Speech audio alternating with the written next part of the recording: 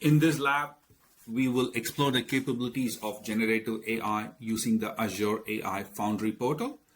We will create an AI object, deploy a state-of-the-art generative AI model, and experiment with building and refining a chat assistant using various prompting techniques. This hands-on exercise will help us understand how to configure, use, and optimize generative AI in real-world scenarios. Let's go ahead and launch lab titled Explore Generative AI in Azure AI Foundry portal. All right, let's get started. When launching your lab, you will be prompted to enter the password for your lab machine. Now, the credentials you need are available under the Resources tab, which you see on the top right-hand corner. First, check which credential you need to use. You will find Azure credentials listed there. You will see the machine login details listed there. For the lab machine, the username is already set to student. You will see your username student here, and there is a password. So put your mouse where you want to type your password and then click on the T symbol. It will automatically type your password. So this will help us to avoid any mistakes when you are typing in. Click on this arrow mark and you will be able to log into your machine. For all the labs, you will find your login details under Resources tab. Okay? Now let's go to the instruction. So this is our first lab. So explore generative AI in Azure AI Foundry portal. So what we're going to do is we're going to launch our browser and log into Azure AI Foundry. Let's go ahead and log Edge.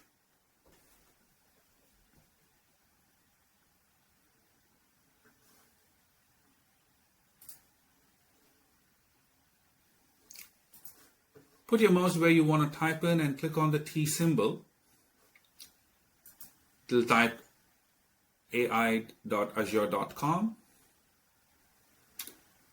You will be prompted to sign in. So go to the Resources tab. All right, click on the sign in on the top. Okay, I'm going to put your mouse here and click on username. This will type in my username here. Click on next. Put your mouse on your password and click on the password. Click on sign in. If you want, you could save your password. This is a lab machine, so I'm okay with it. So once you're done with your step, put a check mark there. That will tell you how much percentage of the lab you've completed. So I've done 4% of the lab.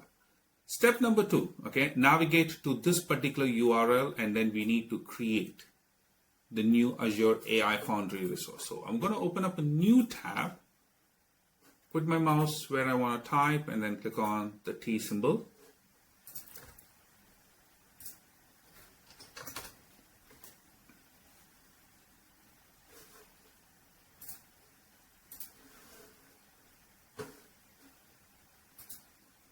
I'm going to click on Create New Azure AI Foundry resource, the first option, which is recommended. Click on Next. You need to type a project name. So I have entered the project name that is given in step number 3. I clicked on Advanced option. My subscription is already selected, my resource group. They want me to select resource group 1. So let's click on the drop down, select resource group 1. Location, select one of the following location. I'm going to select East US. Validation is done. I'm going to click on Create. So now it is creating. It's going to take a few minutes to create. It took like 4 minutes to create this project. All right. Then what we're going to do is we're going to click on Playgrounds on the left side.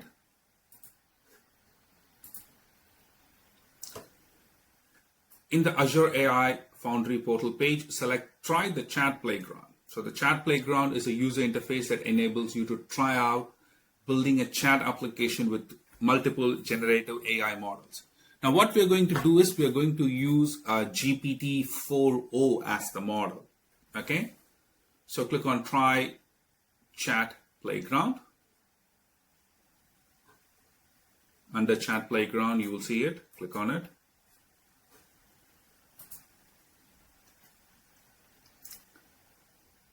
So we have to go ahead and deploy GPT-4o.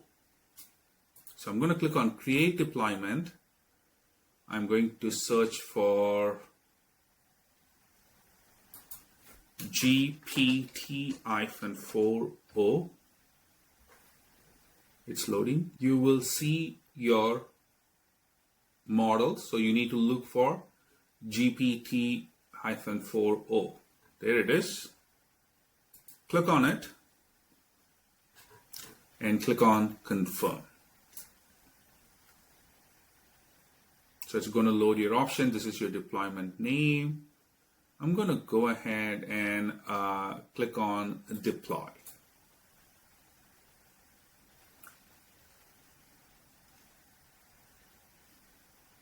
It will take a few minutes.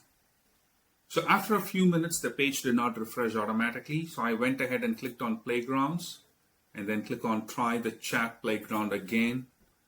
And this time it actually loaded the page with the GPT version I want, and this is my chat support.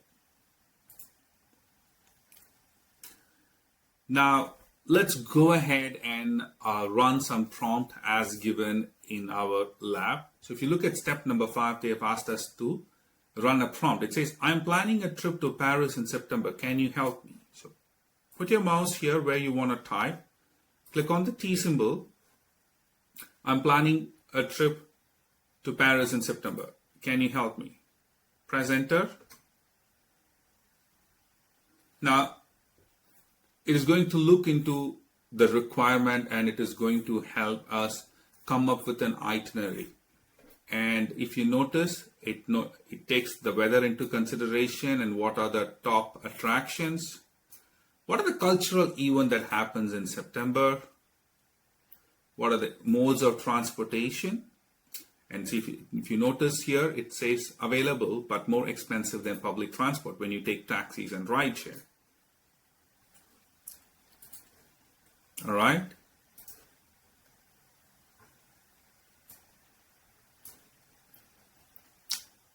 It did not say anything about staying, correct? Let's go ahead and run the next prompt. Where is a good location in Paris to stay?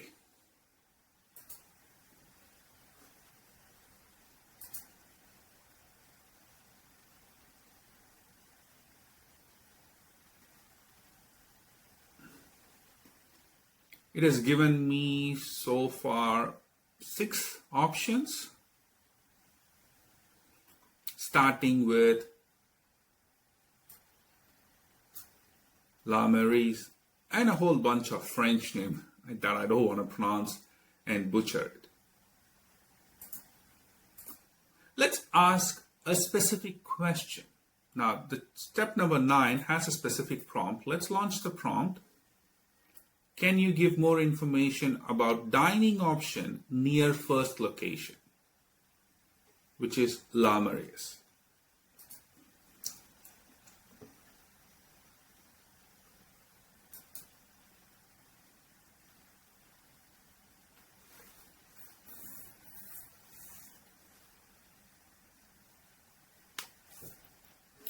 It has provided us a few of the dining options available near our first location. Now, all these opinions that this particular chat is giving is based on information that is widely available on the internet. Now, imagine if I'm going to give it a particular source and from which I want information. Now, look at the next query on step number 11. Based on the information at a certain Wikipedia page, what were the key events in the city's history? So what it's going to do is it's going to review that particular page and then try to give you information from that particular specific page. It's not going to go look at the entire internet.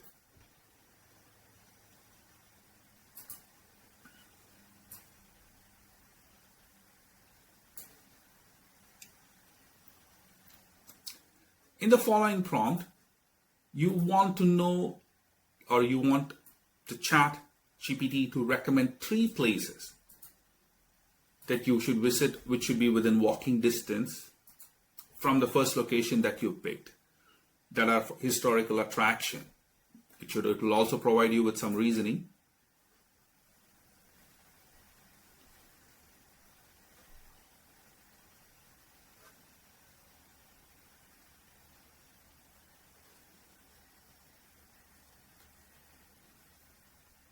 You can always refine your request.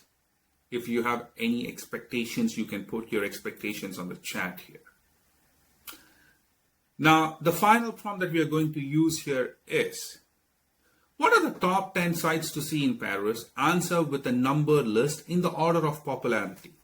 You want to see top 10 sites, but you might not have a chance to visit all top 10. But if you get a list of top 10 places to visit in the order of popularity, even if you're going to check off the first 5, it means that you've visited the first 5 popular locations in Paris. So that is the list we are going to generate. Obviously, Eiffel Tower, number 1.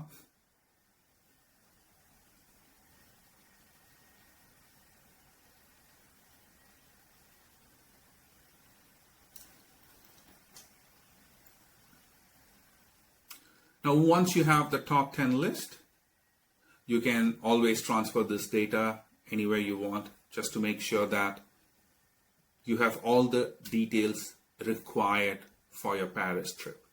Now, if you notice here, look at the amount of tokens that we have spent. Each chat that we are sending is a token. I have like 128,000 tokens, out of which I've used 4,000 tokens. Once you're done, you need to clean up this lab. How do I clean up the resources I created? Very simple. Open up a new tab, go to portal.azure.com.